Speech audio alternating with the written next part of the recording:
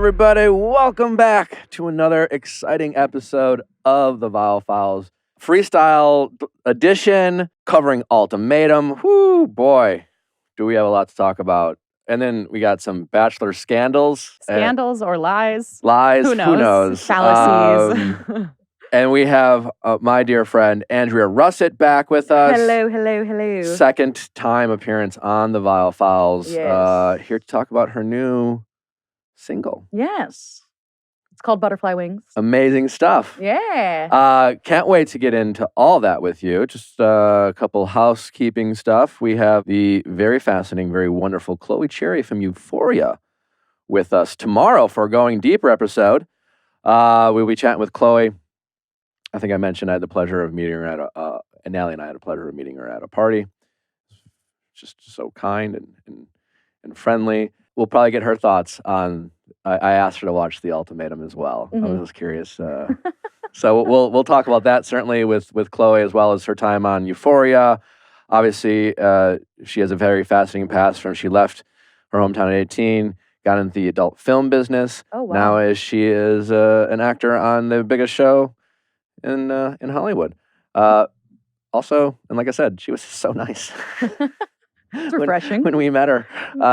So she's with us. Next week, I can't say who, but next week's Going Deeper, we have one of the couples from the Ultimatum. No way. Yeah. I want to say who, because I can't believe they're together. And also they've advanced the relationship to a point where it's like, oh wow, okay, that happened. Okay. I don't know what I'm allowed to say, so I'm not going to say it. Yeah. But it's like they've full on moved forward. Okay, so at least one worked out.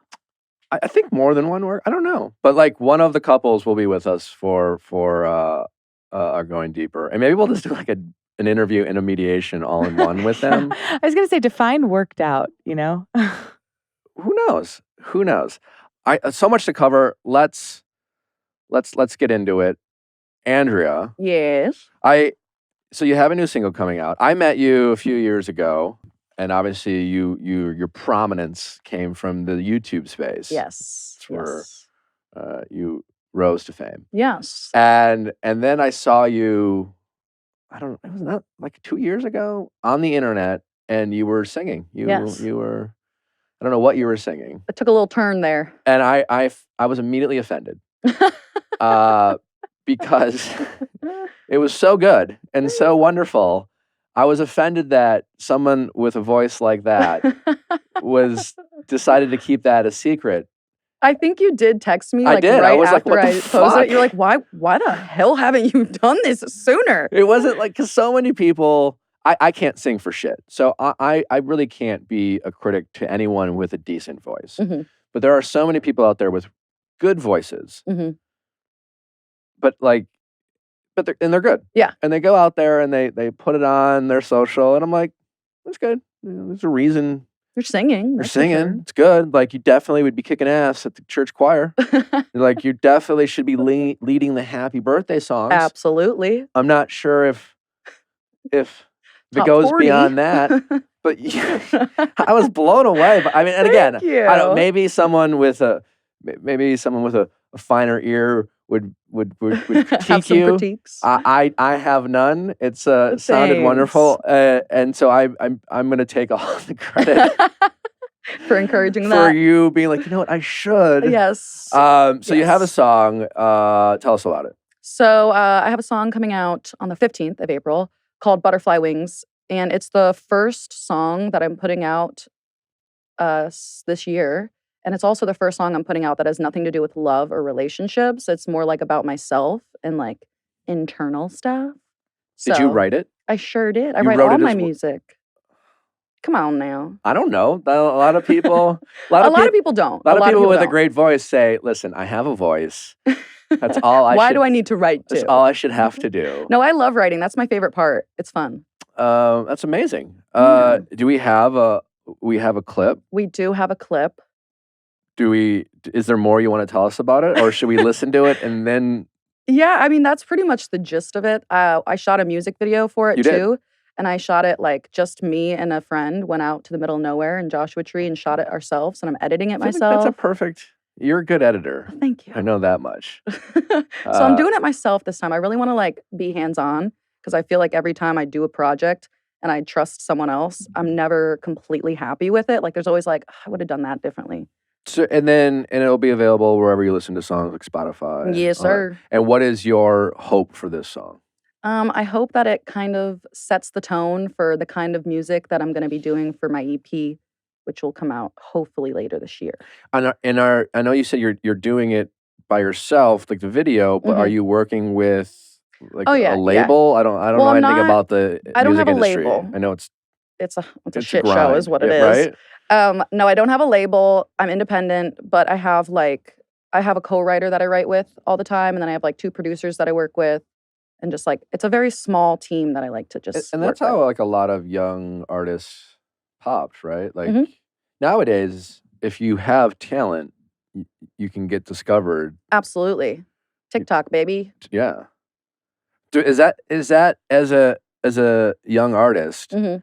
Are you hopeful? Like when you're writing music, is there any part of you that's wondering, like, could this be a viral song? Oh, of course. Like, when you write it, are you thinking of like a Like what would do well on TikTok? right or like I don't I know. try I'm not very to. musically inclined, but is it the refrain or Mhm. the chord? I don't know. What do they call them? Parts of the song. What are the parts? Verse, The verse that chorus, goes. I'm bridge. going back to literally like elementary school when I learned Like the basics. liturgical music, like what he heard in church. The bars, you know. The bars. Are there certain parts of a song that go TikTok, or does it just have to do like what makes?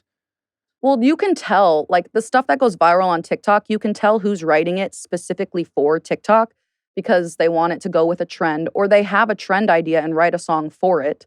It's just such a different world now with TikTok. It like kind of changed the entire music industry. Oh, 100, because I've never, as I've already just pointed out, even listening to music, I'm just not very musically intelligent. I like music, I listen to it, Yeah. but I'm a top 40s guy, Mhm.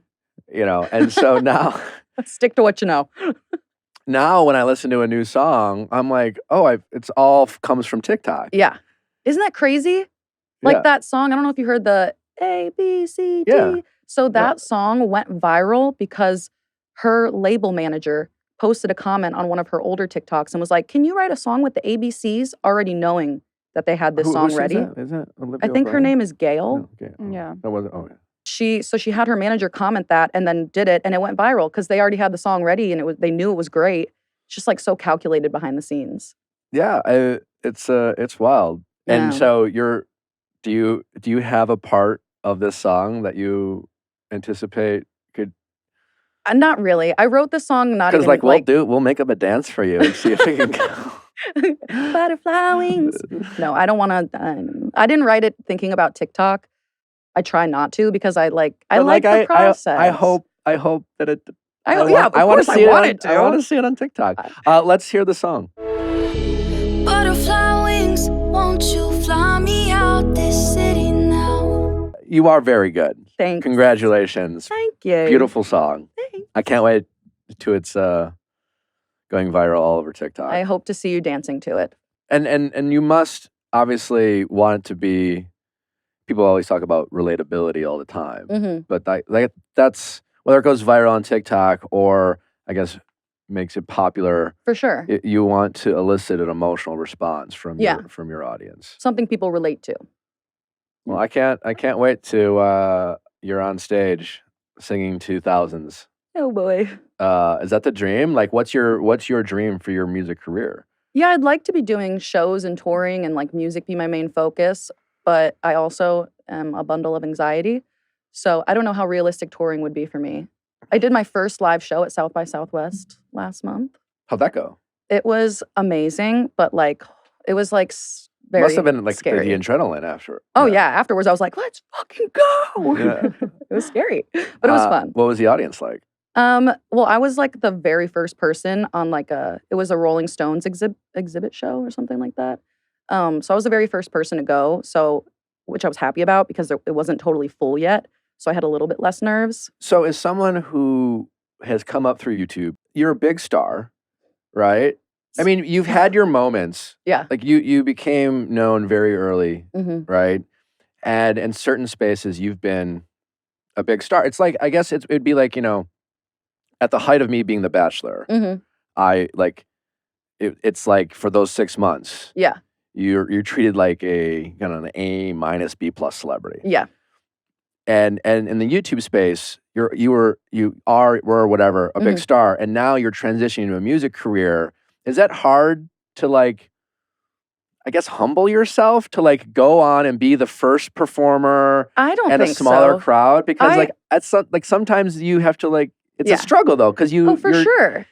But I feel like I stopped doing YouTube probably a year ago. I haven't really uploaded. And so I kind of made the choice to step away and kind of fall back a little bit and lose a little bit of that relevancy so that I could come back as a musician and rebuild an audience. I think of it as starting from ground zero and building a musical fan base, because I have fans that follow me from the YouTube stuff or from anything else, but that doesn't mean that it's going to transfer over. So I'm okay with starting from the bottom because I want So you had that in mind. Oh, yeah. I knew. I mean, yeah. And it's also all the other influencers that went to music who shouldn't have gone to music. I'm fighting against that stereotype already. For sure, yeah. So I just wanted to make sure I do it right. That's awesome. Thanks. Well, I really hope that you become a big star. I think you have an incredible, absolutely incredible voice. Thank you. And I can't wait for people to hear it. Do you like shopping? Yes. Do you like being rewarded? Yes. Yeah. Well, Rakuten is here for you because they are an online platform that rewards you for shopping. They give you cash back when you shop at the thousands of merchants across almost every category, from apparel to shoes. Get and earn cash back at over 3,500 different stores.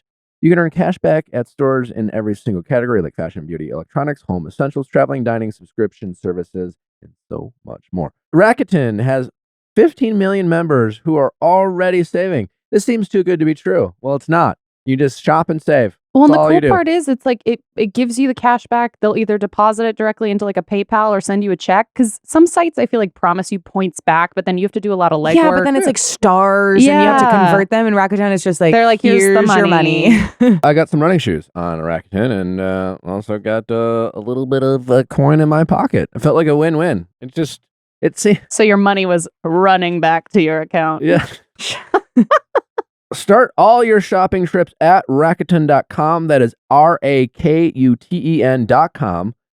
And get the Rakuten app and start saving today. It's Rakuten.com, Rakuten.com. No code required. Just go shop, save, and win. Marilyn Monroe. She is far and away the most famous actress of the 20th century. Her name and image are synonymous with the American ingenue. In an all-new season of Wondery's Even the Rich, hosts Brooke and Aricia pull back the curtains on her legendary life and career. Do you remember when someone said that the only reason she was attractive or well-known is because she had really fancy clothes and dresses? Who said that? I don't know, some hater of hers. So then she did a full photo shoot wearing a potato sack as a dress, and she still looked beautiful. There you go. Icon. I didn't even know that. There's so much about Marilyn Monroe that you still don't know, even though we like to think we know so much, but yet there's so much mystery and fascination with Marilyn Monroe. And the good thing is, Even the Rich, that's what this show is all about. Peel back those layers of some of your most iconic, influential people in Hollywood. And that's exactly what's going on this episode of Even the Rich. So listen to Even the Rich, Marilyn Monroe on Apple Podcasts, Amazon Music, or you can listen ad-free by joining Wondery Plus in the Wondery app. Allie, Bachelor. There's a big Bachelor. I just yawned, so it story. looks like I'm crying. Very emotional about this Bachelor tea. I mean, it's been all debunked for the people. Let's I guess the Clayton. Spoiler alert. Yeah. It's been wrapped up, but I'll give a little rundown because I feel like there's some stuff that people don't know.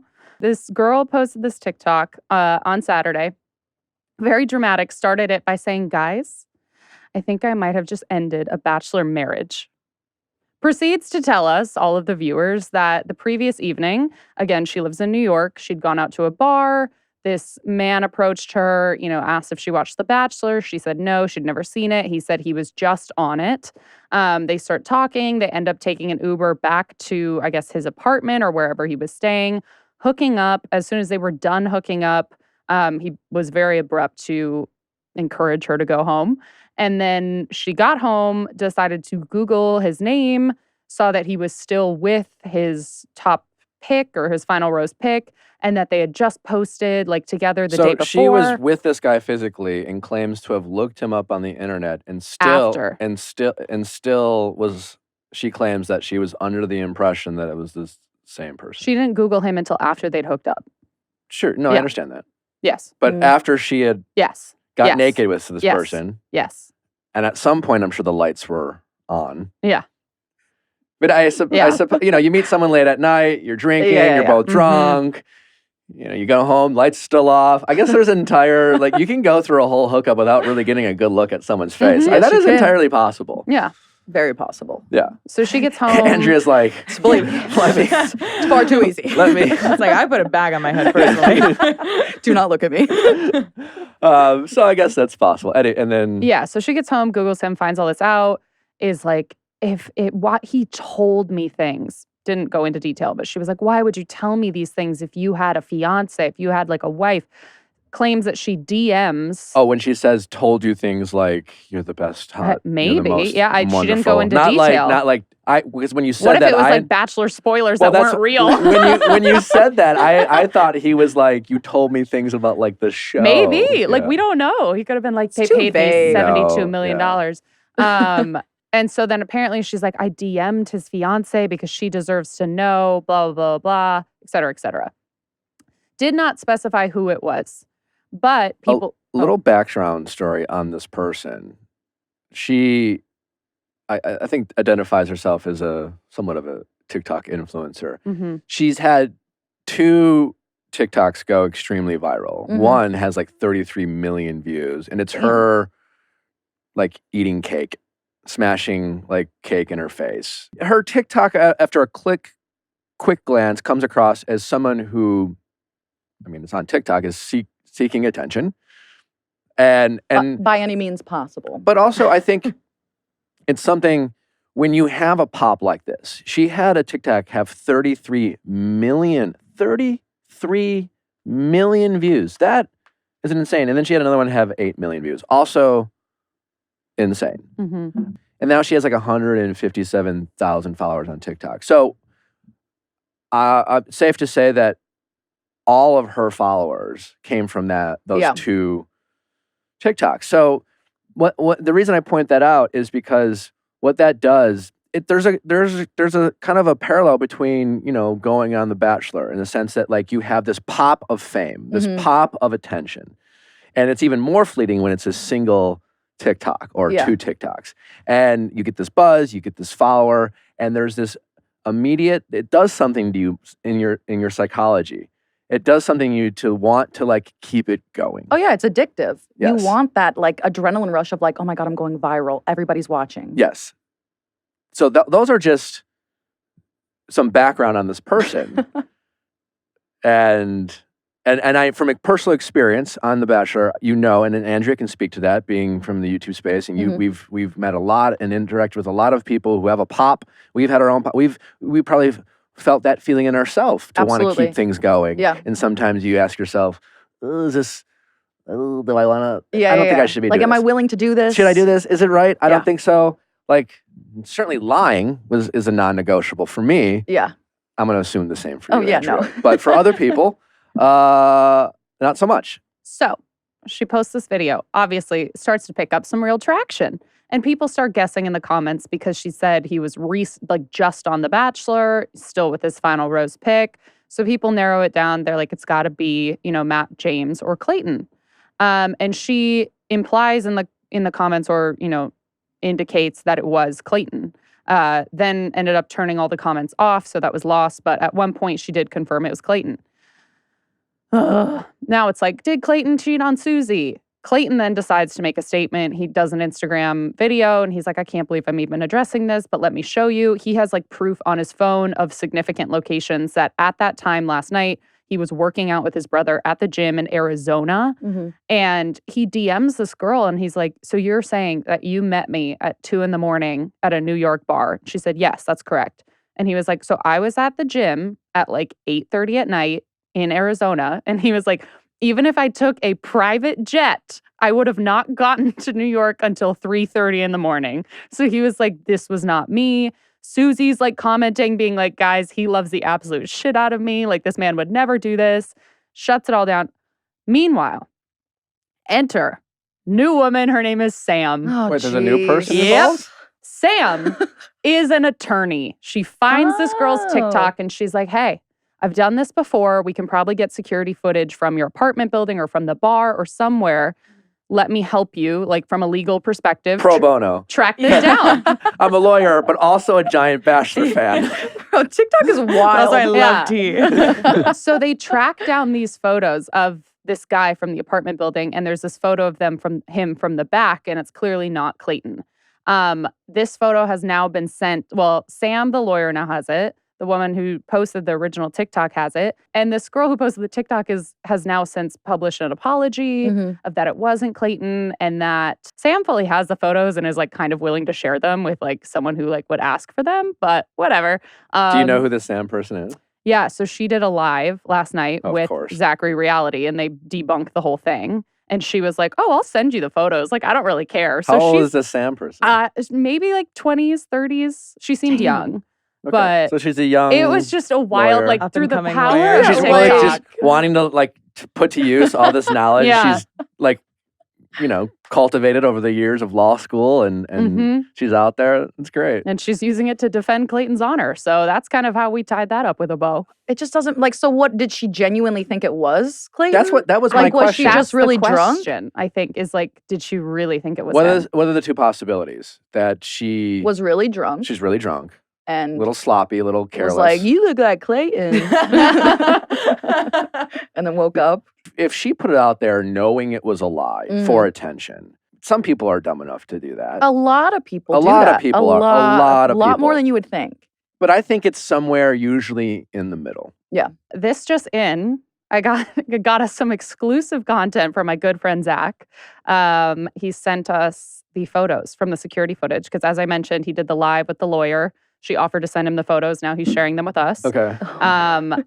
From my perspective, this man does not look like Clayton, Let me and see. he has very dark hair, and he seems very lanky, not like Oh, Clayton not whatsoever. even, not even close. This is from the back, It's a white dude with brown hair. He has like very dark hair. like dark, and it's not curly At all. So whatsoever. how tall Let me is see. she? Turn that. I have no idea. Because Clayton's tall. Clayton's tall, 6'5". His Yeah. his shoulders are very narrow.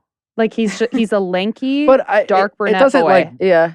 it doesn't not like It's not like egregiously not it's him. not egregious, But I it mean, doesn't seem like but him. it's definitely not him. It's I mean, Yeah. the build is just so different.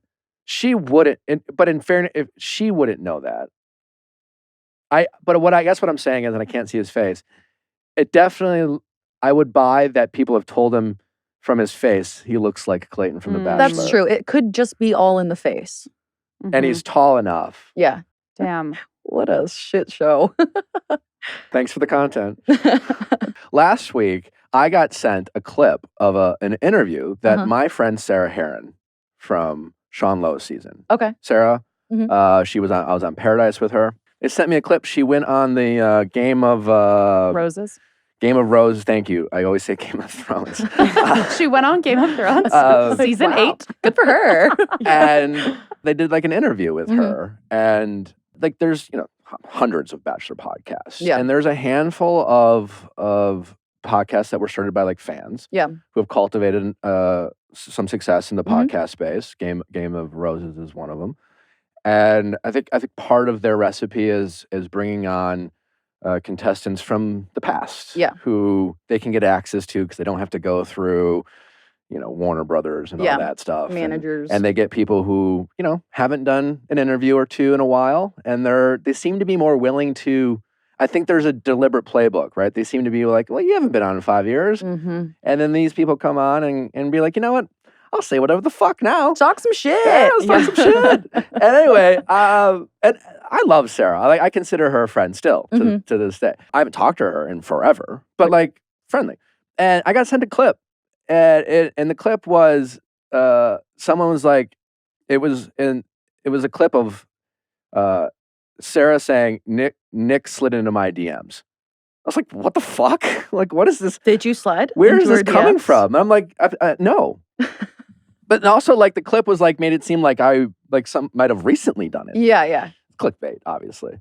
And then I listened to the clip, and so like out of nowhere, and well, first she's just like, she was referring to like when we first met. She was like, let the record show that Nick Viall slid into my DMs, like implying that that's how we first connected. Yeah. And then they had like a big ooh moment from it. And then they asked her if I knew that I was going to be the Bachelor when I said yes to Paradise. And she correctly responded no. And then, but proceeded to follow up unsolicited by saying, no, but he probably campaigned for it, which she has the right to. That's an opinion of hers. That's her right to speculate. But I'm granted, I will acknowledge, probably sensitive to this topic. But I was just like, well, so out of left field. I will, as far as the campaigning, you either campaign or you don't. Yeah. Campaign's like a public thing. It's either, I guess you can campaign privately, I suppose. Within the network or whatever. You know, below. But like campaigning to be the Bachelor has the adverse effect. It never works. If you were to campaign, and people have in the past, you become the lead in spite of it, not because of it. Yeah. Like when I was after Andy's season, they made Chris Soules the Bachelor. And granted, this is a long time ago. This is when social media was different. And I don't even think Chris was running his Twitter. But every time he would keep retweeting people who'd be like, "Farmer needs a wife," and he'd just retweet every single one. I don't think he knew better. It was kind of endearing. And they were like, "Chris, you got to stop this." You gotta knock this off. And the other people that come to mind who actually campaigned, Jason Tardik did a little bit. Blake, and when they made Clayton the Bachelor. And it's fine if you do, but like it's like out there. It's like, I've never done that. Yeah. So anyways, she has the right to speculate. And then later in the episode, she out of nowhere goes, well, I mean, by the way, like what Nick DM'd me wasn't like in any way like romantic or whatever. He probably deems everyone. Like I felt like she caught herself. Yeah, like she realized. But when you say slid, that implies something. Yeah. I listened to it, and like she definitely flirty. at first made it seem like a little like he slid into my DM. And so, like, I consider Sarah a friend. So, like, I haven't talked to her in years. So I wrote her. I go, "Hi, Sarah." She's like, "Oh, shit." I DM'd her. I go, "Hope you're well." Sliding back in. You're like, this is what it means to slide. I go, "Hope you're well." Out of curiosity, why are you telling people I slid into your DMs? Oh, God. She goes, "Hi, Nick. I don't know if you listen to the podcast, but I said it was in a non-hitting on way." She did 20 minutes later. But because you are someone who got to meet everyone, definitely never said it was anything more than that. But I did deliver it as a joke. But if it was in poor taste, I'm sorry. I felt it was pretty clear that I said it was a joke, recalling it as it somehow I met. That's all. I hope you can see it as just that. I wrote, "Gotcha." I go, that and saying I campaigned to be the Bachelor just, was kind of out of left field. Anyway, looks like you're doing great and happy. So that's nice. Back to this story. I feel like, yes, I think there was a lot of alcohol involved. I think, and you know what it reminded me of? When I was in college, I ran track and I knew a lot of guys on the baseball team. And we're in, this is in Milwaukee, Wisconsin. And at the bars, a lot of the guys from the baseball team would go up to girls at the bar and say that they play for the Milwaukee Brewers. And they would be like, "Oh, I play for," and they'd be like, "Oh, really?" And I'm like, "Yeah, I'm in the minor leagues," and we're like up. And so like they would bank on the fact that like most of the women they talked to had no fucking clue. Yeah. And it worked all the time. But but you can't use that lie if you're like, well, I guess if they're just trying to have a hookup, then no. But I'm willing. What I'm saying, I'm willing to bet that this person that she hooked up with looks like Clayton. And he And a uses bunch it. of his friends have been like, you kind of look like Clayton. And he goes around and he just like, have you seen The Bachelor?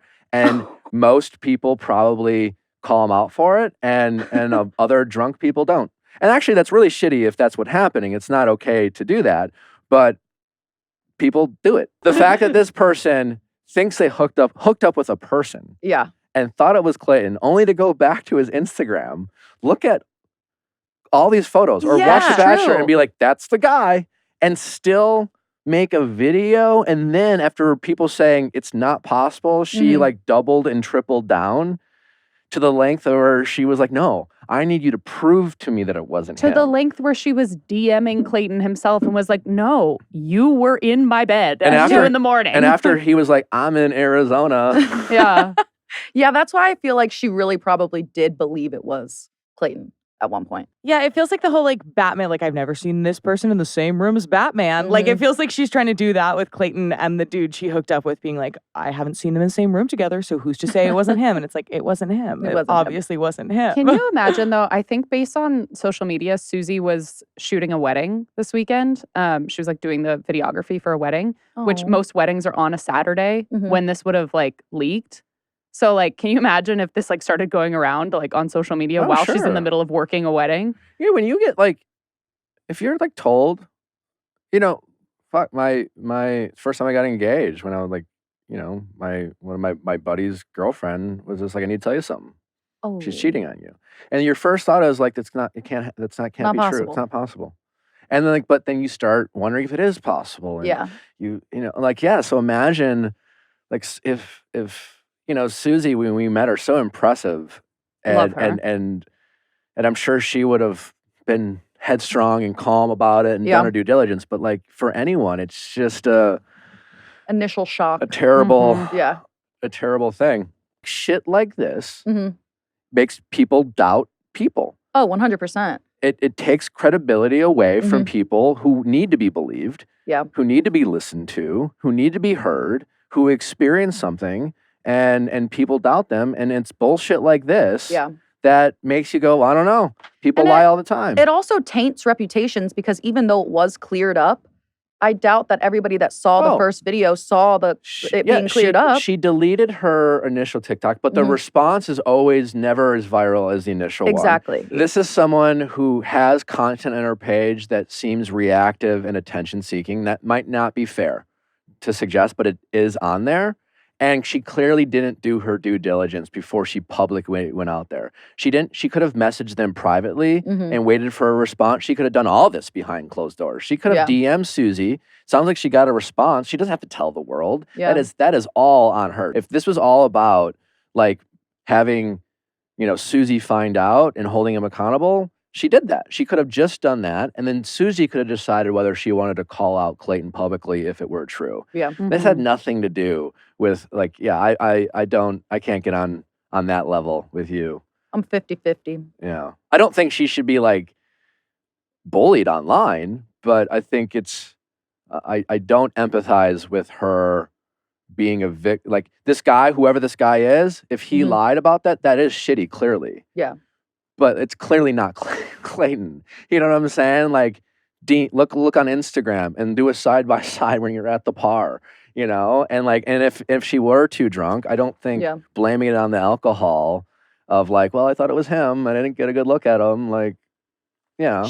Did she say that she's never seen the show, so she had no reason? She claimed she had never seen the show, which is entirely possible. There is apparently a video from earlier this year of her saying, my friends think I should be on The Bachelor. Now, that doesn't mean she watches it. Yeah. It doesn't mean she watched this season. She could have been an OG fan and just haven't watched in a few seasons. So that's neither here nor there. But she did also say, like, when she first met him and he was saying he was on the show, her first impression was that he was maybe on like The Bachelorette and was one of the guys as opposed to being like the lead on The Bachelor. Yeah. So like, I don't know. Either way. Yeah.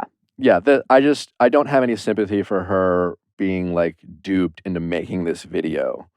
My question is, if this guy's going around saying this, what would his response be if, like, let's say Amanda and I go to the bar. Clearly, we know this franchise very, very well. Someone comes up to us and goes, do you watch The Bachelor? If we're like, yeah, actually, we know every single person. Like, would he just in-depth. be like, okay, cool, have a nice night? Yeah. Oh, well, this guy if this is what happened, some guy came up to this girl and pretended to be Clayton. This isn't the first time he's done this, and Yeah. yes, he's been called out and saying, "You're not Clayton. I know what Clayton looked like. You're not Clayton." Mm-hmm. He's probably like, "You're right, but can I get you a drink anyway?" Yeah. Totally, 100%. That's Or- also like a or- terrible first line because I feel like a lot of women in their like 20s do watch the show. Like that's Yeah. that's the audience. But to Amanda's point, maybe it's just like he's like, "I know, but I kind of look like him," and maybe that's And all. you're already associating me with this man from TV, Yeah, and- even though I am blatantly not him. And it's 12:45, and we all have had about 5 drinks, and everyone's hoping to make some bad decisions. Like that's, I think, yeah. And if the guy shouldn't do that, and Oh, this guy will 100%. never be identified. I wish he would be. Let's get Sam the lawyer. That's Let's get the info. Sam the Let's ID lawyer. him. Let's Sam. find. Their prince. That's how this person can redeem herself. Try to track down this guy. Yeah. Mhm. I'd like to see his face so I can see if it really is similar. Yeah, I do. I want to be like. Can you I'd imagine? like to be the judge of that. Like he doesn't have curly hair. He's a white man. It's like He's a white man over 6'2". Yeah. All right. It's ultimatum time. Oh Thank boy. God. A lot of reactions, a lot of opinions about this show across the board. I think the overall, it's either great or it's trash, but Mhm. everyone's addicted.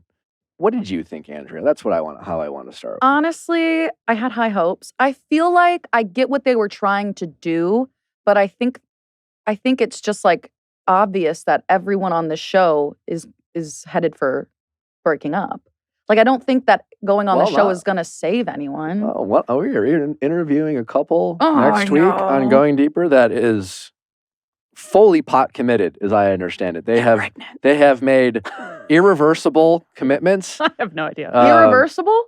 Okay, well then I know what So that kid. means. I feel like they're pregnant. Oh my God. I don't don't know. even know who it is, and I feel like I it's hope- April and Jake, and they're pregnant. I hope it's not April and Jake. They need to be far away from each other. Get him I, away. Get him away. I Life sign cannot. to blood. I cannot say, and I'm not confirming anything that was speculated in this room, but they're together, Okay. and I don't think they'll be breaking up by next week.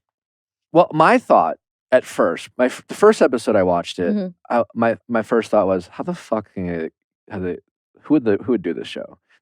My first thought was, this is bullshit. Yeah. Because it's one thing to go on The Bachelor or Love Is Blind, Mhm. and like I'm single, YOLO, like fuck it, like I've been single for a couple of years. I'll do this shit. I'll meet some people, like maybe I'll fall in love.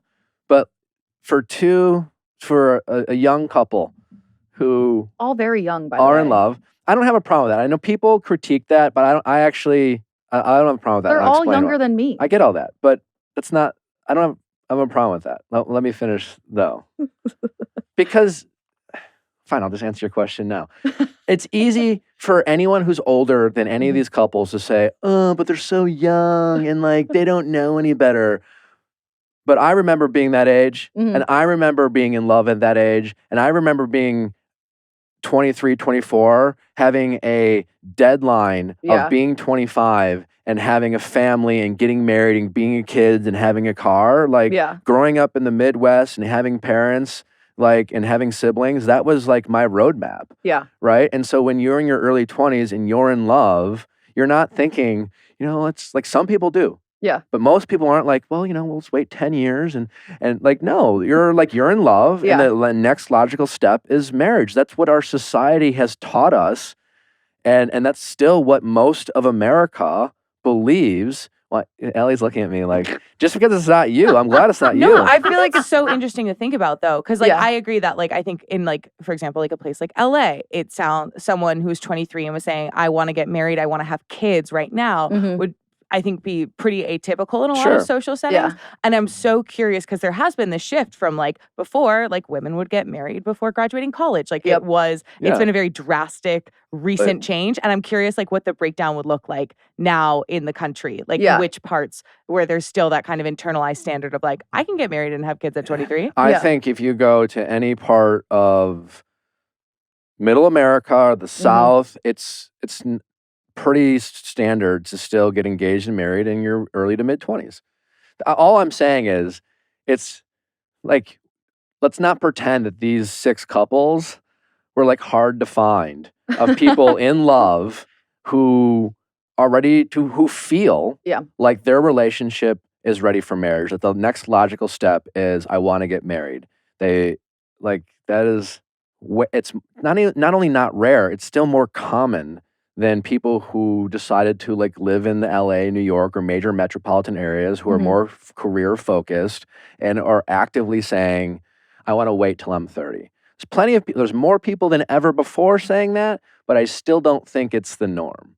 And so that's why, and the reason why I like that you have young couples is because, and why I've realized, even after my first thought of thinking this is insane, Mhm. who would do this? I honestly thought this was the most realistic reality TV dating show about love and dating. You had real conversations. And what I also liked about this, which you also like, the people who make the show, Love is Blind, the same production company. Mhm. Listen, Bachelor has its place on TV, and but I love how they keep referring to these as experiments, because they Yeah, are. They're yeah. crazy situations, and they're not pretending that this is normal. Yeah. They're actively calling it an experiment, and I think it's the as viewers, we can learn a lot about ourselves and relationships, Mhm. and you're getting like all of these fights we saw with all these couples are insanely relatable, Yeah. right? And it's not one-sided. It's not like all the men looking like crap or all the women looking like crap. Everyone's messy. Everyone has toxic traits they're showing. Mhm. Everyone has redeeming characteristics they've shown. Like, and that's why I really find it to be compelling and enjoyable, because I think it's really a great social experiment on why are you in this relationship? Because so many people who call in to Ask Nicks, and so many people out there, and so much of what my book is about is trying to really figure out like, what are the important things to go on in terms of choosing a life partner? Yeah. Are you there because you've been with them for so long? Are you with them because you've always told yourself that you can't see when? Like, I don't doubt that these people, everyone here is in love, and I believe that they're in love. Mhm. I really do. But they all are in love, but they all have some serious questions about compatibility. Yeah. And I think this show really focuses on compatibility and the importance of compatibility as it relates to like finding the person who's right for you for the rest of your life, Mhm. versus someone you have chemistry with, who you have strong feelings with, who you've built a connection with, who you've built a bond with, you've built trust with, because, well, you know, they've been your ride or die for the past year or year and a half. Yeah.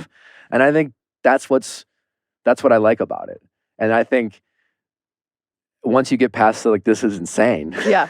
who would do this? I think so you get some really captivating television. Did you ever watch Temptation Island?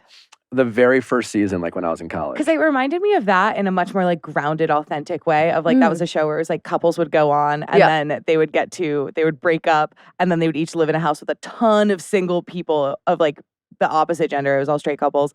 And the whole thing was like, are you going to cheat on your partner? And each Yeah. week you would get you would watch a tiny little clip of like what your Oof. partner was doing. So, but it was like, I don't know, it reminded me a lot of like this show in the sense of, or like I thought this show was interesting was because there was so much of a case for like you should actively explore this other thing. Yeah. Like not only is it like trying to talk through your own compatibility issues with your partner, but like saying you should actively see what it looks like to pursue a relationship with someone else, Yeah. as opposed to this like nobility thing of like, no, I am too pure, I shall not. Yeah. Like, Yeah.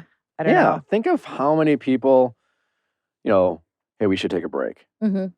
I think we should take a break. I'm not feeling myself recently. Yeah. You know, in life, all these people did that's different than everyone else in the world is they agreed to do it on television. Yeah. That's it. true. It is kind of like just taking a break. I mean, and people do bullshit like this all the time, especially people who are young and in love. Yeah.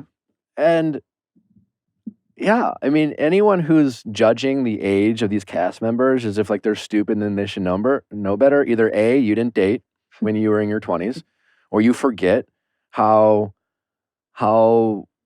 intoxicating. How intoxicating Yeah. and how you didn't feel as young as you realize you are now That's older. true. You know, like if you're one of those people who's like 23, recognizing just how much life they have to live and how young they are, like Mhm. you're you're winning because so many people don't have that perspective. Yeah. It's so hard. It's the one thing that is so hard to teach. You Mhm. can't teach it. You can't show it. Like that's the key to parenting if you can. But like, Yeah. how do you do that? Because it's just Yeah, hard. because if to you do. don't have perspective, then you can't tell that you don't have perspective, Yeah. like Yeah. by definition. Yeah. And so it's one of those things You where can it's- slowly start. Like I started learning in my mid to late 20s Mhm. that I didn't like. You have to what do you think catalyzed that?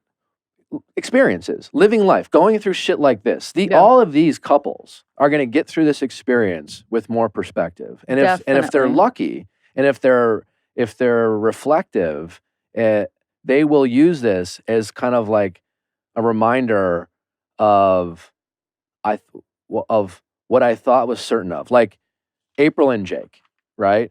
Lord. I don't know if they're still together. I'd be surprised if they are based off how much Jake Yeah. hates April. I'm kidding. But April went in with this like, I know in my soul we'll be together. Yeah. You know, like this is about you getting to realize how much you love me. And quite the Uh, opposite happened.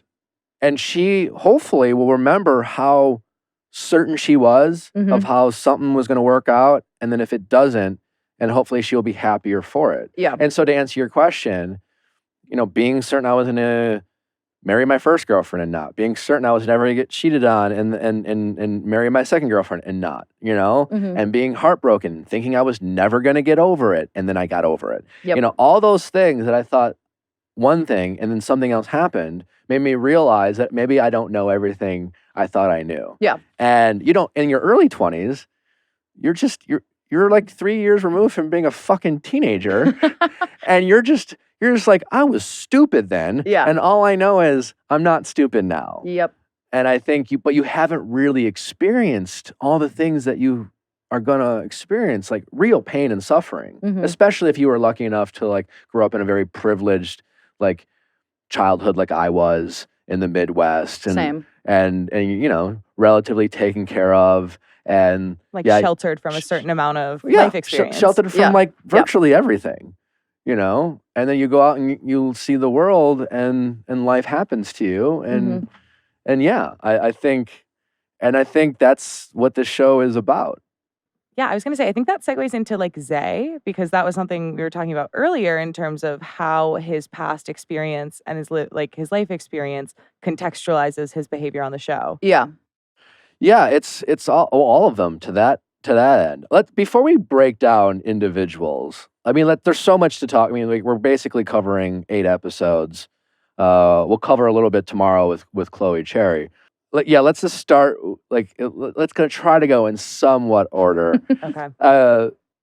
Alexis and Hunter. Well, it was how the show starts, where they basically openly date everyone else in front of people. I know. I thought that was weird. They're all in the same room. I feel like it kind of took away from them being able to focus on the dating other people. I kind of liked it. I thought it was fun. The drama. You're right. I don't know if it took away from their ability to connect. But maybe their ability to focus on who was in front of them, because they're in the corner of their eye, they're watching their significant other flirt and laugh. Well, the biggest takeaway of that whole week was Alexis and Kobe, who Alexis couldn't fathom that anyone couldn't be attracted to her. Yes. Beautiful woman, just attractive, but like everyone in this room, we can recognize that like not everyone Mhm. would be into us. Yeah, like Mhm. that's okay. I do like her a lot. I mean, she came there like determined to get an answer, and she got it right away. Well, that's the thing. She was just like, I like you. And then like Kobe didn't want to.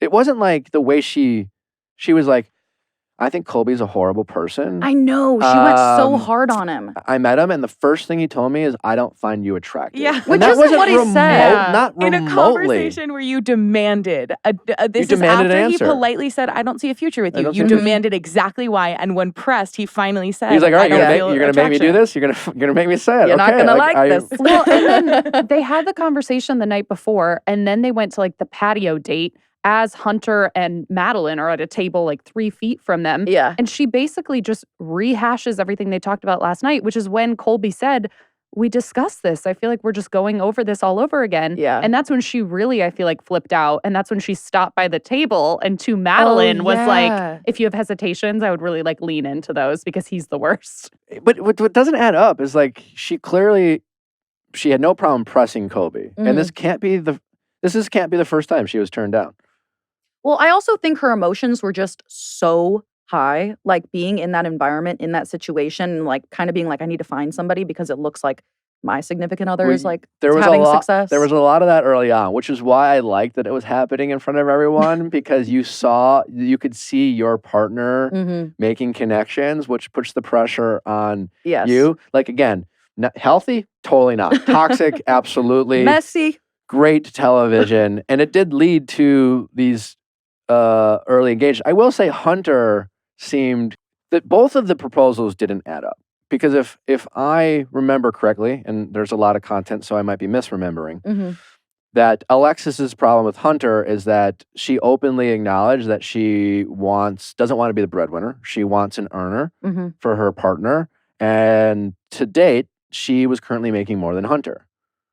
So certainly in the time that they were hooking up or talking to other people, I don't know what she anticipated. Like that Hunter's earning potential didn't change.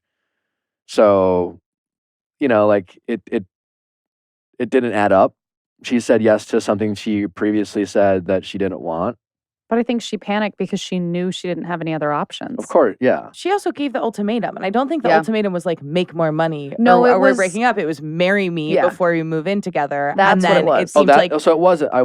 But didn't she but say she did talk talk about that. She talked about that to Colby, which also I feel like would definitely turn him off because she was very open about like, I have a expensive lifestyle. Is Colby? I didn't get the impression that Colby's like Scrooge McDuck here. Like a bad guy? No, like having a lot of money. No, like, but like if a girl comes up to you and is like, I just like need you to make a certain amount of money, like that's definitely gonna be like. I don't. It's a huge turnoff for me. Exactly. So there are men out there who it wouldn't be. Yeah, well, but clearly maybe the type for of guy Colby, who thinks I can only get a certain type of a woman with my money. Yeah. But yeah, I don't think Colby is that guy. But yes, both the engagements were cringeworthy. Oh God. It seemed because Hunter seemed sincere. Yes. But it just seemed a little kind of. I guess maybe I'm backtracking. Hunter seemed sincere because Hunter had options. Mm-hmm. And Hunter chose Alexis. That's true. Fast forward to Lauren and Nate. Oh God. Nate was the only person, and he left early, so we didn't get to see it, that I didn't see a redeeming side of Nate. Yeah. It was just a guy, he was cringy and kind of douchey. And maybe he's a swell guy. I don't know. But he just seemed like the type of guy who couldn't handle other guys. Talking to Lauren. Not only talking to Lauren, but other women. It seemed like he was more upset that other women didn't like him over some of the other guys. Definitely. He seemed more concerned about the women's attraction to him than the other men's attraction to Lauren. You could tell that he was very embarrassed when he like said his person that he wanted to choose and she didn't choose him back. And then I think it happened a second time too. Yes. Yeah. Which is why he whispered to her like, I'm going to pick No, so it happened, I think, twice. And then he whispered to Madeline, I'm going to pick you. And as Allie said, it's like gym class. It's like gym class. In elementary school. I'm going to pick you. Yeah. Like, yeah. It was very much like that. And then after he realized he had no options and that Colby and Lauren looked in love, he panicked and made a decision to propose. I personally loved that April and Colby called him out and said it was a bullshit engagement. Yeah. Mm-hmm. I loved it because that's when I first really liked April. Mm-hmm. April's clearly a big talker. Yeah. Abrasive. You can find early on. You can recognize quickly this person could annoy me. Right? She's got a big personality. Yes. And they showed that. So at first you're kind of like, oh, who's this April person? But like articulate and passionate. And when she gets going, when she's warmed up, she made very valid points. And she's A like, lot we're of 'em. fucking here. You're quitting on this experiment. It's like she's the person you want in line after they've canceled like 3 of your flights. Like you want her on the way to talk to the customers. Like she gets it done. Yes, 100%. Like, yes, if a group of people are mistreated, you want an April part of your group because she will speak up for sure. And that's exactly what she did. Yep. And that moment with the assist of Colby a little bit. And even Madeline calling out like, well, you just told me 10 minutes ago you were going to pick me. Yeah. Like calling him out on that. It's like, oh God. And then Lauren and Nate, what was the ultimatum based off? Oh, Children. Children. It was literally based off of children. Which is like a huge thing. That's the non-negotiable of all non-negotiables. Yes.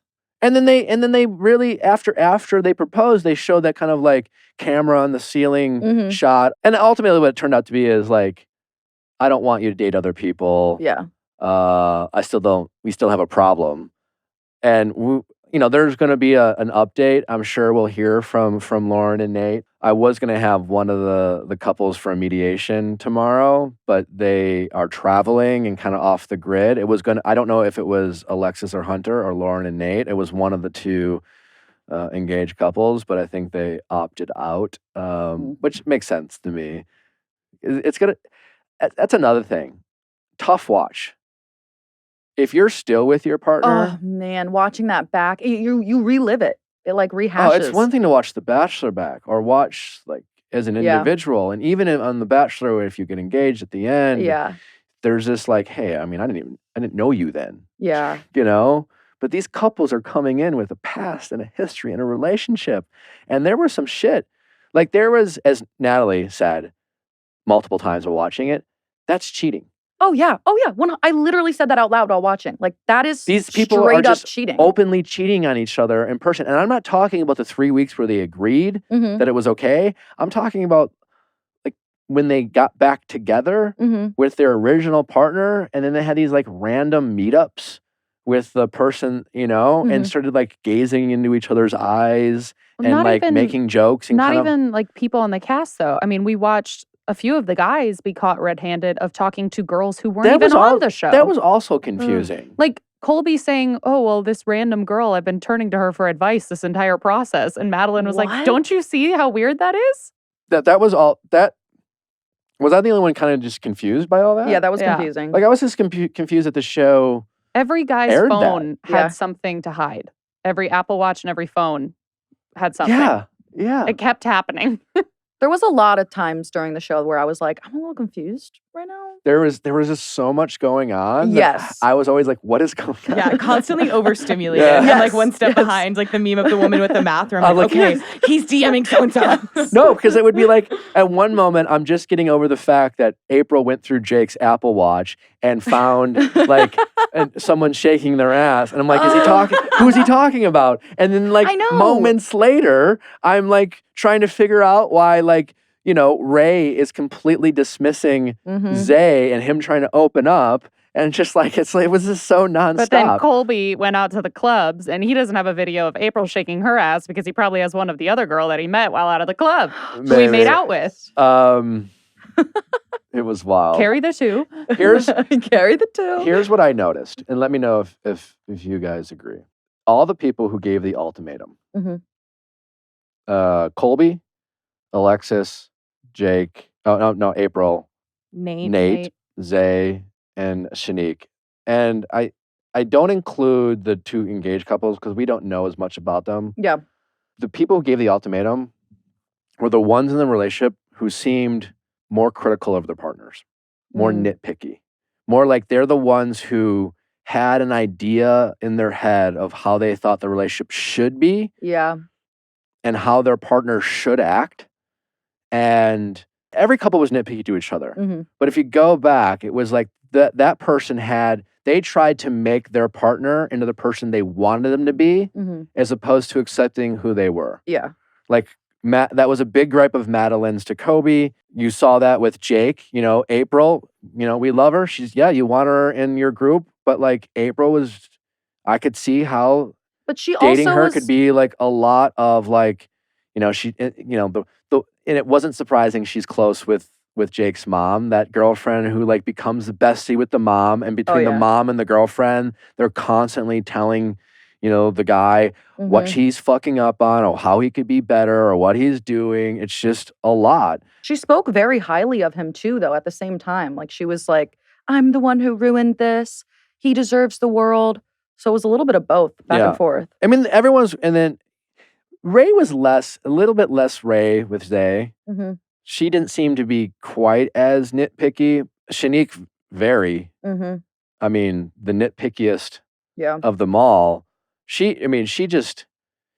Everyone had redeeming sides, but like when she started dating Zay, Mm-hmm. and Zay was like, yeah, like this, he said, I grew up, I lived in a car for a while. Mm-hmm. She didn't even hear him. She just glossed over it. She didn't give Yeah. a fuck.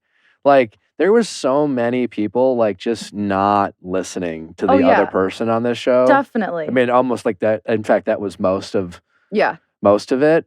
But like that moment for sure, I was just like, he just said he lived, no follow-up questions. Yeah. Like not remotely, not a moment to peel back a layer there. It was a lot of like listening to respond instead of listening to understand. Oh, 100%. Especially the fighting. Oh, like, yeah. If you're watching this, like, let this be a lesson of just let that person stop. When you're fighting, and I know, when you're fighting, we get in this fight or flight mode. Yeah.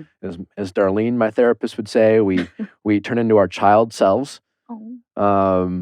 And that's why we do that. Yeah. Anytime we're fighting with our partners, after 5 or 10 minutes, you become your child version of yourself. And that's why we do it. But like, we have to learn the tools not to do that. Yeah. You're 100% right. They were all waiting to respond. They would both say valid things that required the other person to acknowledge what they said. And engage with it and ask follow-up questions. Yes. And really think about what the other person is saying. And not immediately dismiss it. Not even dismiss it. They would argue their point. Yeah, they just bulldoze over it with what they want to say. However, and we're critical, we've all done this, right? Like, and that's what I like about the show. And I think when people watch this, like, as opposed to saying, oh, these people are toxic and oh, how could they, like, other than agreeing to go on the show, which is nuts. I'll grant you that. Like, I'm kind of blown away that they agree to do this. But like, all these people, like, this is real, relatable shit, especially for people in their early 20s and young, first serious relationship, dealing with the pressure and the expectations you have on yourself and your family and society and the fears of like it not working out. If you're in April and you have been like, I know in my bones, and and Jake being someone who's been in the military and sounds like she's she's invested in this relationship. The idea that she could be wrong is scary. Oh, I was definitely in April, like a couple years back. Yeah. Yeah. Like we've all been all these people, Definitely. minus Zay and his physical inappropriateness with Ray. Like, I don't want to put that on all guys or all people. Like, that's hopefully not the same, but like the toxic arguing and the not listening and the waiting and respond, I think we can all relate on certain moments, which I think is what makes it like a really interesting show. Definitely. What couple were you rooting for? Any couples or individuals? I liked Randall and was it Randall and Ray that were together? Randall and Madeline. Randall and Madeline. I liked them together. Randall and Madeline. Now is that a Randall? But I didn't like Madeline in the beginning. She grew on me. Yeah. I think she had at the beginning it was like, you hate your boyfriend. Yes. Why are you here? Yes. I don't feel like have to I be Like, together. I'll save you some time. It's no. I started more Team Colby, and then at the end when she started like actually being like, when he would say things like, I've never once like blamed you, or I don't know exactly what his wording was, when her friends were all around the table. And even all of her friends are like, are you kidding? Like, you just did. Yeah. Yeah, there was Madeline and Kobe probably both as a couple and as individuals had the most arc to them on both of them. Because like even Kobe, that stupid fucking cowboy hat, like That he fucks in. Does he? They said that at the very beginning when they were. That's inexcusable. They were. I don't need to know They were that. doing one of their never have I ever Yeah. drinking games, and then one of the first few episodes. But there are also parts where I was like, I like Kobe. There were Oh, yeah, moments for where sure. you're like, he's introspective. Mm-hmm. He wants to tap into that kind of empathetic, emotional side. Mm-hmm. I like that. But towards the end, there were definitely very he has a desire, an idea of who he wants to be and who he thinks he might be, and he's Mhm. definitely not there yet. Yeah. Right? Yes. He wants to be this righteous, thoughtful, good guy. And I'm not saying he's a bad guy, but he is not the person he thinks he is yet. He Yeah. thinks he's a girl dad. He literally Yeah. thinks he has the emotional empathy and maturity of a girl dad. Yeah. Yeah. Yeah. And he's not. Yeah. Oh, there was that part where he said April's grown so much as a woman over these past 3 weeks. And I guess in his defense, April didn't check him. April was I have, and crying with Kobe. So I guess but I love Madeline's response. Who the you've been with this woman for 3 weeks. You're also not a woman. And who are you to say what it takes to grow as a woman? I thought she nailed that. Yeah. So it was just he just kind of has that. Such a strange thing to say. Yeah, it's just a really, but I get where Kobe might be trying to come from. It's also the classic. There's and it also comes from a mansplaining type of definitely. I'm very proud of you. Oh, you pretty did proud so of you. well, sweetie. and he probably definitely, and I think Madeline's eye roll comes from Mm-hmm. is, and again, I don't know Kobe, but from watching him over this period, he sounds like someone who believes he deserves some credit for April's growth. Oh, definitely. And I feel Definitely. like that's Madeline's frustration over Kobe saying that Mhm. was more about her knowing Kobe and him believing that he had a lot to do with it, Yeah. rather than April growing on her own. Mm-hmm. And that's the truth. Whatever growth April had, it was her willingness to grow. Yeah. April gave this whole speech to the entire group saying, "Fuck you guys. I'm suffering here. Mhm. I want to date this man. I'm scared to death to do this, but I'm fucking doing it Yeah. because I think it might work." And say whether you think April's crazy or not, that is someone who is determined to try to take this radical therapeutic approach to this situation. Yeah, she committed. She put the work in. She did And here's Kobe being low key, passively being I did this shit.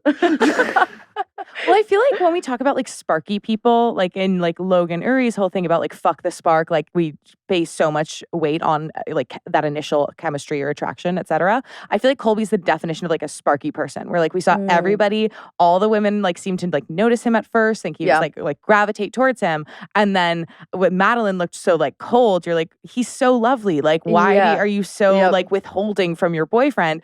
And then it's the more you uncover and see the way he actually engages, you're oh, okay. I get it now. This doesn't, Yeah. sure, he has those good qualities that were apparent at the beginning, but they don't necessarily run as deep Yeah. as you want them to. It's a little bit of a facade too, of him trying to be who he thinks he is, but then it falling apart when he's a little intoxicated or Exemplified by the cowboy hat. the I'm serious. day.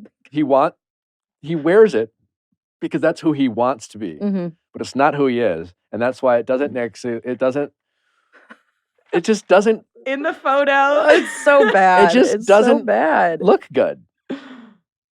And if your girlfriend thinks you don't look good, that is I feel as a guy, I don't know how it is for women dating men, and I'm sure but as a guy, and I've always thought of myself as fashionable, Mhm. and I'm certainly not your atypical male who likes to hunt and fish and wears flannels. I mean, I like flannels as a fashionable aesthetic. Sure. You just, the way you said that is clearly not a Hunter Fisher guy. just I think not. flannels are a fashionable aesthetic. Yeah.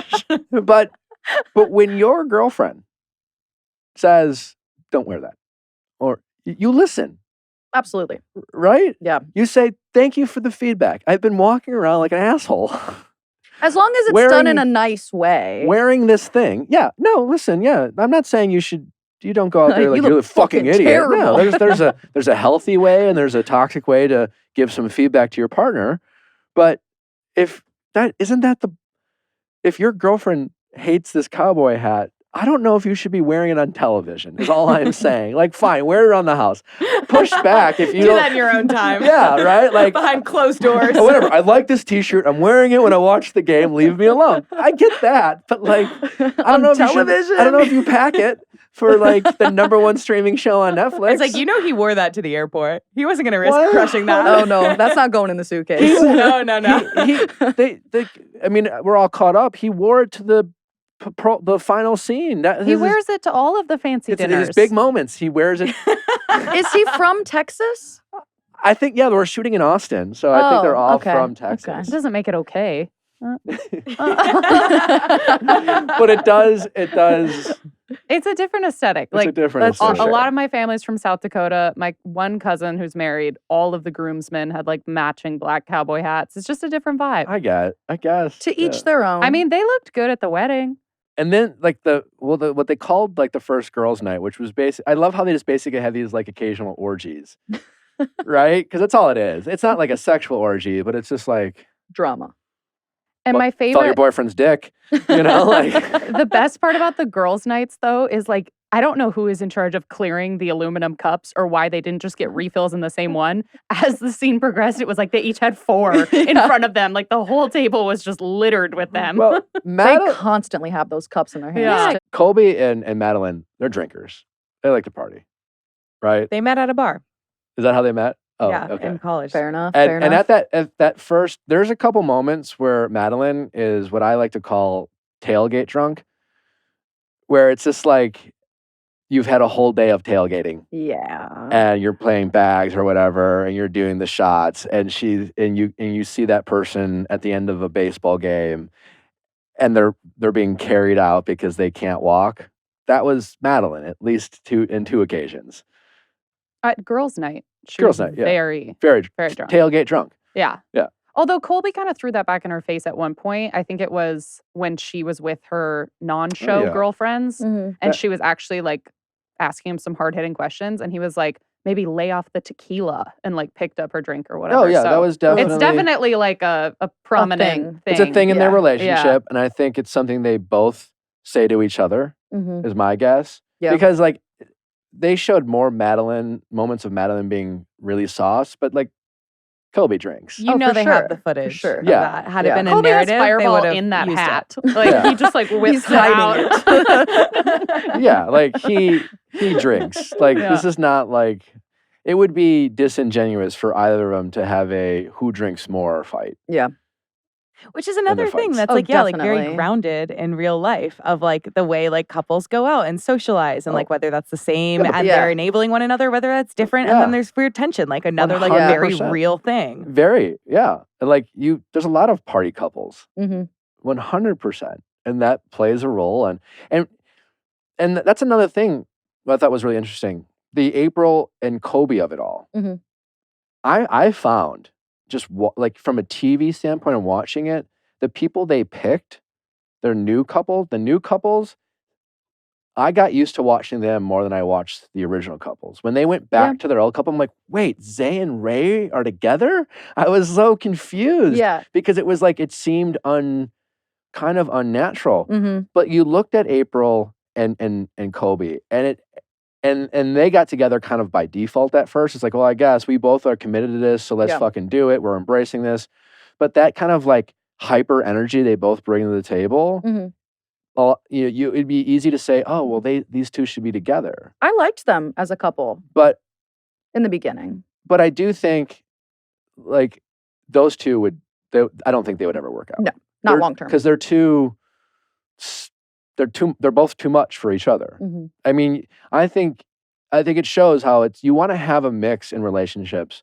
I think of having similarities and common interests. I mean, shit, my relationship with Natalie has shown me more like the value of liking a lot of the same things. Mhm. Like when I was younger, me would like to think of myself as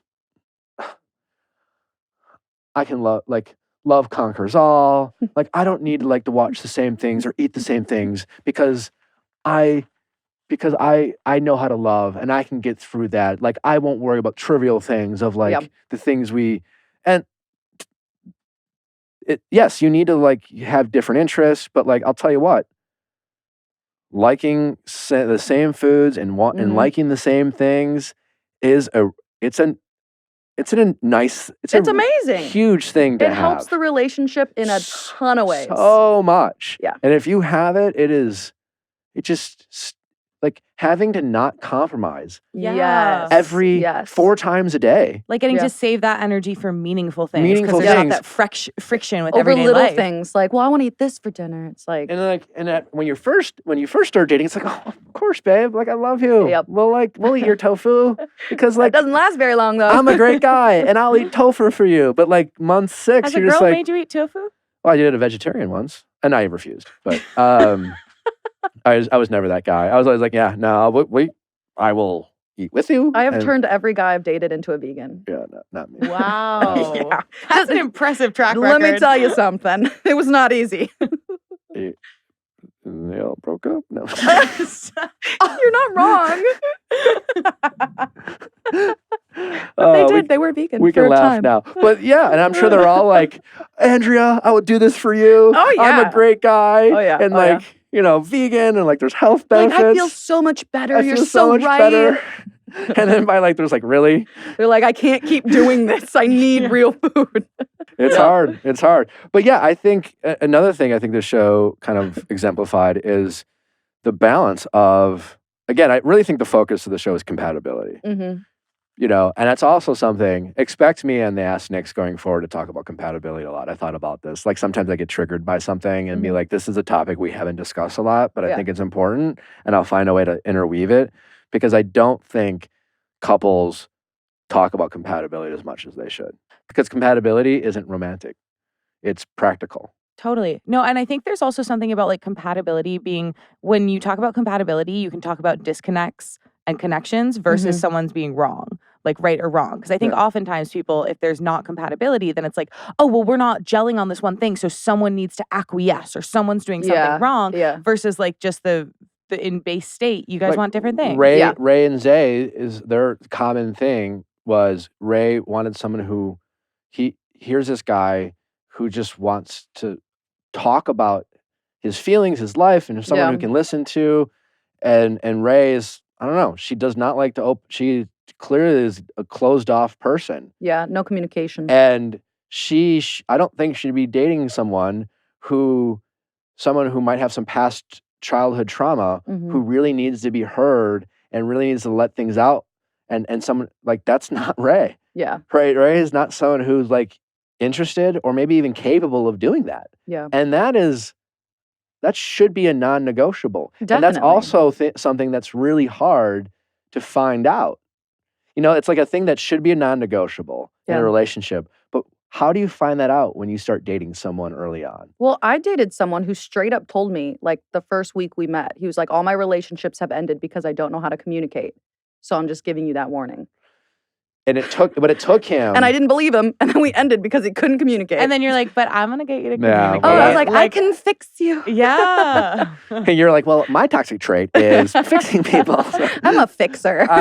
Did he follow that up though with, and since then I've done X, Y, and Z or learned? He just absolutely there not. was no he was work just like, that had been done? no, he was like, this is why all my relationships have ended. So, Because I feel like that's a red flag if someone doesn't say this is why they've ended and as such I've done X, Y, and Z. Oh, absolutely. Well, I mean, If looking they've back, not done the work, yes, then yes and no. To a certain degree, if you're closed off, you need to communicate in a relationship. You also, this person you dated might want to find someone who, like, I don't know you that well, Andrea, but I know you are in a great way an emotional person who like you write songs, you're an artist, like so much of your art is through your emotions. Yes.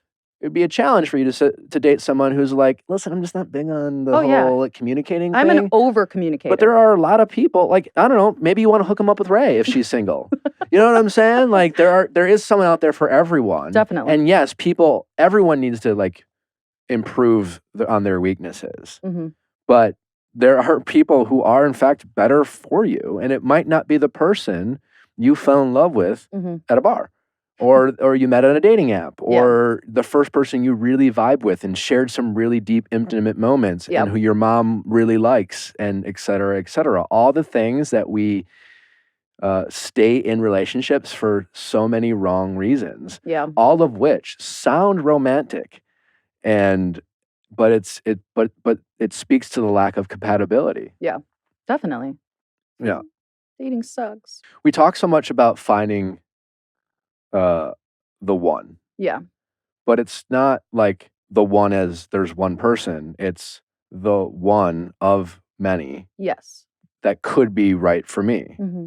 And That I choose. that you choose. Exactly. Yeah. And I think this show is another example of that too. It's just like there's I mean, I can't we don't believe in one and only on this show, right? Really? You do? Like a soulmate? I don't believe in one. Hmm. Like I don't know if I do or not. I do not have a definite opinion on that. I think you can have a hindsight view, like when you're 90 and Yeah. about to die, and you can be like, that was my person. That was the person I connected with the most. But Yeah. if looking for a partner, I think you're setting yourself up for disappointment and failure to act like there's this one person. Because that's what I feel like, and I've done that, right? I feel like a lot of these young couples we're watching do is like, and why shouldn't they believe that Yeah. they found their soulmate with these people? If you're April, why shouldn't you believe that this person that you've had, I'm sure, multiple, many intense, beautiful moments with and struggles, and you've had to fight for these struggles, and we're all told that we have to fight for love. Yeah. And why wouldn't you believe that this person should be your soulmate, despite a lack of compatibility? Because we all so often that's what movies tell us all the time. Movies tell us, all the rom-coms in the Notebook, movies tell us, fuck compatibility. Compatibility doesn't matter. Because if you're willing to fight for it and it works out, it'll all be worth it. Yeah. It's just so far from reality. Yeah, because it's like if you view that there is one and only, it means that person has like a monopoly on your like love life, and Yeah. that there's nothing that they can do that will be truly a fireable offense Yes. because they're Yes. your one and only. They're your one and only. They're Yeah. your person. Yeah. So that's why it's just like, if you, I don't think you can't shop. It's like, you can't shop that way. You can't shop thinking there's just one pair of shoes that you're looking for. You have to have an idea of a pair of shoes. Yeah.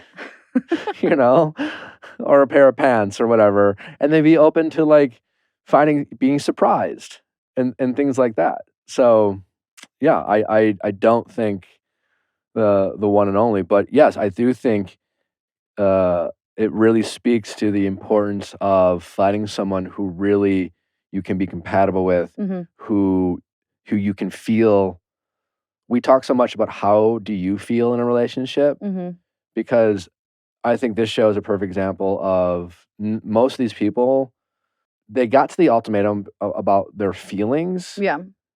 but how they communicated those feelings seemed to be in a unhealthy way. I mean, Shanique all the time, it was every moment talking to Nate, it was like they're finally, that's why I thought it was good for Shanique, is it wasn't until she saw Randall and Madeline have a connection. And the only, like, I thought her most likable moment was when she finally, I mean, she's a stunning person. She seems to have a lot going for her. But when she finally was like, then it kind of was like April. It's like they thought they were going to do this show, which gave some context to why you're like, oh, why would anyone do this show? Yeah. At least with April and Shanique, you saw two women admit, well, I thought they would date other people and realize how great we have it and want to date. Yeah. Very relatable. Oh, for sure. Only to find out that, April, Jake, and Randall were kind of like, you know what? You make me feel small a lot. Yeah. You saw like a lot of you saw a lot of both sides, like emasculate and minimize their partners and nitpick. And it was just, and I think every couple does that, but like, especially young couple. I mean, I'm so thankful Natalie and I don't do that in our relationship, but I've been in relationships where we've done that, Yeah. and sometimes it happens where one partner does it a lot and then the other partner starts doing it too because they feel like they're defending themselves first, but then it's just like, but you do this, Yeah. It's such an exhausting way to be in a relationship.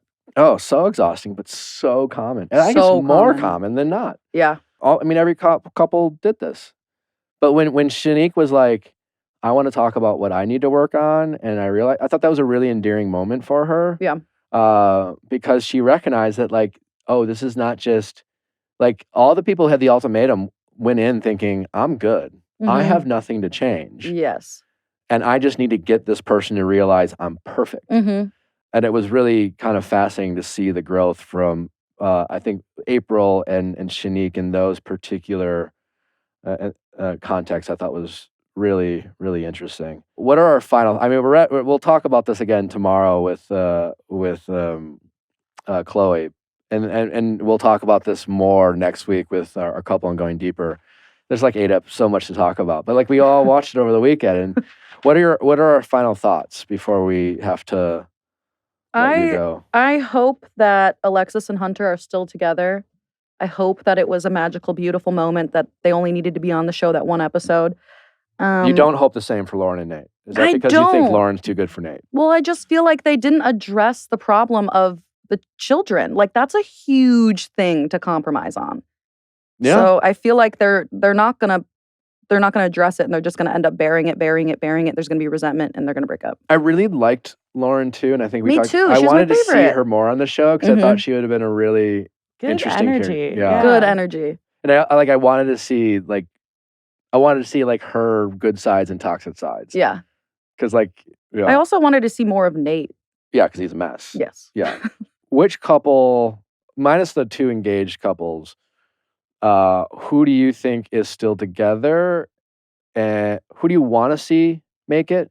Who do you want to see for sure break up? And who do you think is still together? I would like April and Jake to break up. I just feel like that's not a good thing. Shanique and Randall, I would like to see stick together. I feel like they both grew a lot and could work things out. Yeah, I think so. Also, just Shanique's dad. I want a skincare routine. That's Shanique's dad? They look the same age. And Shanique looks incredible. Oh, I'm not she's in any way suggesting stunning. she looks older, but like that man, fountain of youth. Mm-hmm. Incredible. Shanique and Randall, I'm rooting for.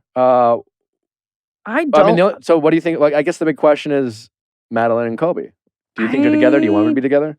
I don't think they should be together, but I think they probably are together. They seem like they're a little codependent on each other. Yeah.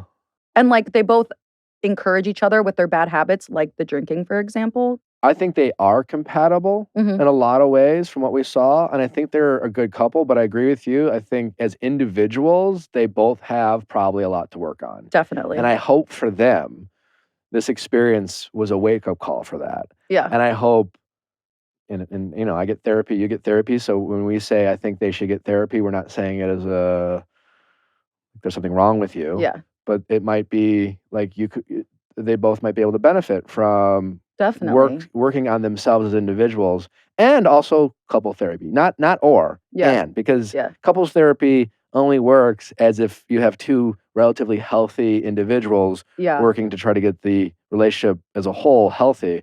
But I do think like when they got back together and they both did some shit. Mm-hmm. They both did some, at least making out. And I really like how Kobe in that moment said, I don't care what happened. Like, I just want to enjoy this. And they obviously did care. Yeah. And they got to it. But I do think, and it's something I've learned in my life in relationships, especially when you're fighting, like you don't have to win right away. Yeah.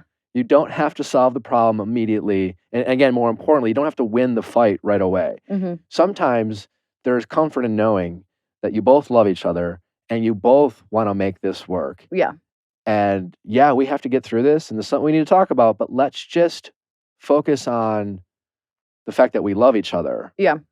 Yeah. And then we'll wake. And I thought that was a really good moment for them. I thought it was a beautiful moment for them. And I didn't take that as them ignoring the issues. I took that as them prioritizing the good in that moment over what they could have focused on as, all right, what the fuck did you do? Yeah. And I think for them as a couple, I think that shows a lot of promise for them if they can try to work out some of these other toxic traits of needing, like Kobe.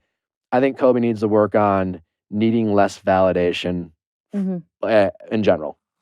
Full stop. Full stop. Full stop. I definitely think, Less validation, less hat. yeah, less validation, less hat. A lot less hat. And Madeline, I feel like she could be a little nicer. Yes. I think she has a lot of resentment built up towards Colby, it feels like. Like she has like just some anger towards him for some reason. Listen, I, if nothing, I could even empathize if you're dating someone who constantly needs validation, not even only from you, but from people. That can get fucking exhausting. Yeah. And it can make you want to roll your eyes at your partner. I think them watching it back too is going to be really interesting because maybe he will notice that about himself. And she'll notice like her being a little colder than she thought she was. Yeah. I mean, I will, and that's what I liked about Marilyn and Colby too, is they both seem willing and open to growth. Yeah. They don't talk about themselves as if they don't have things to work on. And I think that's great. And none of the couples really did. I like that about all the couples. I mean, you know, like I'm rooting for everyone. I really was sad to see Zay have that moment with Ray, that like that really awkward physical, like, you know, he seemed to like not let her leave the room. Yeah. And then she said she hit him. That was really sad for both of them. Yeah. But as individuals, I hope that Zay like finds some peace and is able to get through this emotional trauma that he had. And I hope he's able to find a partner that can help him get through this. Like he has to do it on his own, but I hope he finds someone who can support him and be someone who helps him rather than makes him feel ashamed for it. Yeah. And again, like this is not me about like Ray versus Zay, but there was a moment when they were talking, and I think as a guy, I really related to, and I think it's something a lot of men do relate to, that there were a couple times where Ray was just when it was Zay and Ray talking to Ray's family, Ray's mom, and Ray was just like trying to like say his side of like his feelings, and they like came at him, and Zay started crying at the table, and Ray says to him, "I don't think you need to make such a big deal about it," and completely tried to change the subject, and it was like, yeah, dismissive. That's so dismissive and so like toxic. And we talk about toxic masculinity all the time and the role that like, how does it come from? But it's shit like that. Yeah. That like happens in relationships from our women partners sometimes. And I'm not saying women are to blame for toxic masculinity at all. It's, you know, but I'm just saying these are moments, I think, and you know, I'm not trying to come down on Ray. These are moments where it's the nuance in relationships, these little moments, these little like things that we say to each other that can be really damaging and harmful. And I think as a guy, like the last thing you want as a guy who's told and feels self-conscious about opening up and being emotional is to be shamed for it by the person you're trying to connect with the most. And like, should feel safest with to be emotional. And that was heartbreaking for me to see. And you saw that a few times with you saw that a little bit with Shanique and Randall. Like you saw Randall like being like, I want to like open up. Yeah. And but I felt like Shanique saw that and there was some growth there. And you didn't see that with Ray. Yeah. Or Zay. I mean, so much to talk about. Chaos. Andrea, always a pleasure to see you. Thanks for having me. Please remind my audience where they can follow you. More specifically, remind them again where they can listen to your music. Yes, of course. You can find me at Andrea Russett on everything. And my new song, Butterfly Wings, will be out April 15th. April 15th. Congrats on all your success. Listen, it's a great song. You're very talented. I hope that the world gets to hear more of your music. I really sincerely think you're very talented. Thank you. There's a lot of less talented people out there making us listen to their music. So I really hope you have nothing but great success in the music space. Thank you so much. Thanks for listening, guys. Don't forget to subscribe. Tune in tomorrow for Chloe Cherry of Euphoria. We'll get her life story. It's a fascinating story. Thoughts on her experience with Euphoria. It's such a fascinating story. And some more Ultimatum hot takes. If nothing else, see you tomorrow. You're crazy. Bye.